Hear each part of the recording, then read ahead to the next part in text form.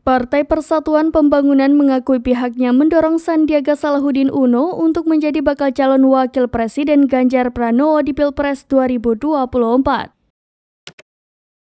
Juru bicara P3 Doni Tokan mengatakan dorongan tersebut seiring elektabilitas Sandiaga Uno sebagai cawapres cukup tinggi. Hal itu disampaikan Doni kepada wartawan pada Senin 12 Juni 2023.